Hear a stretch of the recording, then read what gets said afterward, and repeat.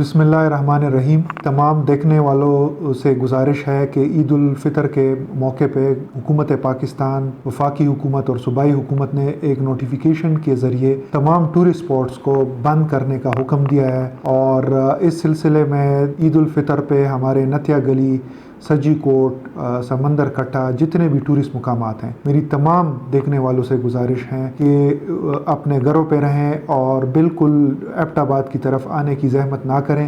Already इसमें हमने 14 मुकामात पे इंशाअल्लाह अज़ीज़ पुलिस की डिप्लॉयमेंट होगी, डिस्ट्रिक्ट एडमिनिस्ट्रेशन की टीम्स हमारे साथ होंगी, जीडीए की टीम्स होंगी और तमाम टूरिस्ट को रोका जाएगा। इसके अलावा मैं आपको बताता चलूँ कि जितने भी होटल्स हैं, खाने पीने की जगह हैं, वो भी बंद होंगी। कोविड की एसओपीज़ की इम्प्लीमेंटेशन की वजह से मुकम्मल लॉकडाउन होगा।